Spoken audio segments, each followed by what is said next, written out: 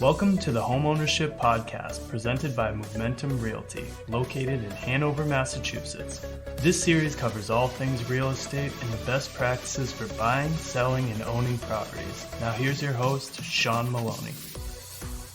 Welcome to episode 154, Supply and Demand. I'm your host, Sean Patrick Maloney. Thanks for joining me this week. This week I want to talk to you about supply and demand. It's something that we learned early in our life. When we were in high school, maybe even middle school, some of us learned more about it in college, but the rules of supply and demand are pretty simple. When supply of any item is up and demand is low, prices will continue to reduce in order to get rid of the supply. When demand is up and supply is low, prices will rise. This is just natural because people will compete to buy the units that are available. In real estate, we often call supply inventory, and currently we sit with just over 2,000 pieces of inventory in the Massachusetts marketplace. That is an extremely low number, which means that supply is down. On the average weekend, when we see an open house, we're seeing 60, 100, maybe even 200 people come through an open house and offers 5, 10, 20, 30. I've heard one even 60 offers. That's what's going on out there, which means that prices are continuing to rise. A lot of people talk 2007 and is this a bubble and is that a bubble? It's hard to say. No one's an expert, but currently this isn't really looking like a bubble. We do have some rising interest rates coming, and that's going to change certain dynamics because ultimately the United States is big on the idea of what is my monthly payment over what is the total cost of an item. So when the interest rates rise, this may cause a little bit of a demand crisis. What I mean is affordability will pull down, which means that the demand will pull down. Why? Because a buyer who used to qualify for $500 now qualifies for $450. That's an issue, right? The demand, he's no longer a $500,000 buyer, so the demand goes down. I don't anticipate that necessarily happening too quickly though, because currently we have such a choked up marketplace that we have a lot of people looking way under their budget because they're used to bidding over. So it's going to take a little bit of time for those people with that real hunger and desire to get properties to ultimately slow down.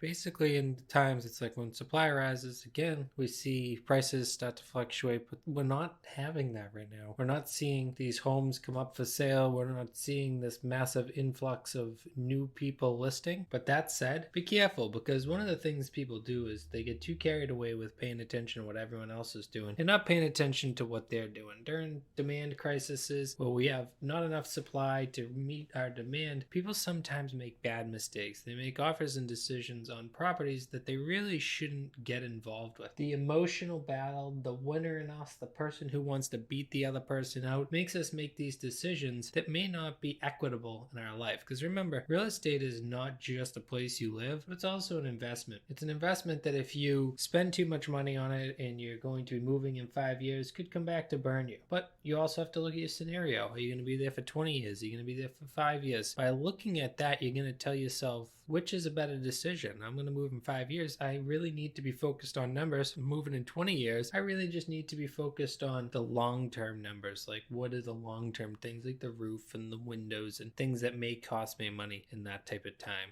Everyone is really just not paying attention to on the supply and demand crisis right now, though, is just that the demand. So there's some different factors that go in. One of the big ones is how fast are they building new homes and putting up new doors? That's really not happening fast enough. So we have immigration, we have birth rates, we have all these different reasons that the country's expanding. But what we don't see expanding is a lot of massive construction projects to build these new doors. And with that, what that means is that we have more people competing for less property. So as more people compete for less property, prices will naturally rise. But what this means is affordability rates are going to go down because more people are going to compete for more housing, which means more people who normally could have afforded housing can now afford rentals. Now, because of that, the rental rates rise, which means that homelessness numbers can go up. Why? Because they get outpriced by the marketplace because we have so few of new doors being built. Lots of people blame employers, say that they underpay people, say all these different things. But the truth is, like any marketplace, if they could build it and they could build it affordable, then they'd be able to fill that demand, which is a demand, and they could do it. It's just that we have so much governmental regulation, so many different loops and hoops and things to jump through in order to complete these projects that we have a real lack in supply. And we're going to have a lack in supply until they put that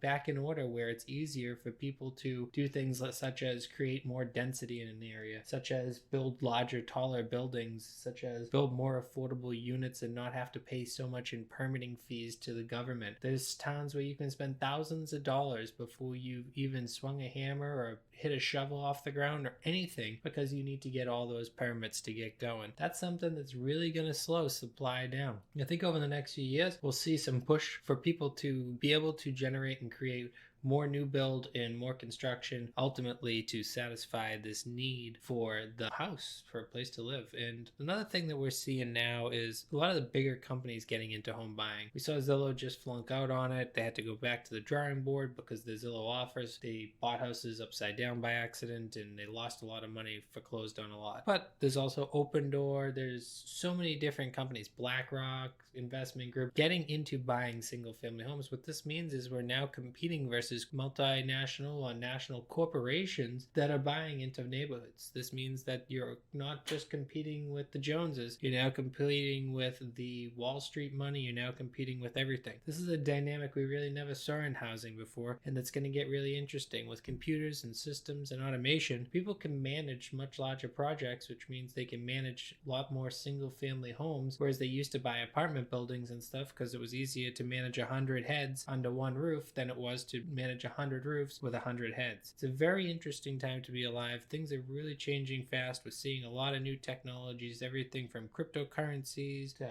NFTs to the idea of a metaverse and all these other things. What does it all mean? I think what it means is for 2022, the first quarter inventory is going to stay limited. This means prices are going to continue to rise. And I think as we see this technology world unveil itself and we see everything going on, the competition for single family housing will always be strong. And it's better now to get in as a buyer than to sit back and wait and say, well, times are tough now. I have a feeling for some of you out there that wait too long, you actually could get priced out of the home ownership category and find yourself permanently renting. If you're looking for a solution to that and you're looking for an agency that can help you land your offer and get your offer accepted, get you into housing sooner rather than later, reach out to us over here at Momentum Realty. All of our agents are trained as what we call Move Mentors because we believe they're both a mentor and a guide in the process of helping you buy, sell, and own homes, because we're in it for the long run. We want to help you choose the right investments when renovating. We want to help you sell your home for the right amount of money. We also want to help you land your offer if you're that buyer out there that feels unsatisfied. Thank you so much for listening today. Make sure to jump online, check out our blog as well as our weekly newsletter, and everything there is free. Lots of great homeownership tips on how to take care of it, how to invest in it, how to get it ready to sell, how to make great offers, and lots of other free information. Thanks again. Make sure to tell your friends and family about the podcast and have a great day.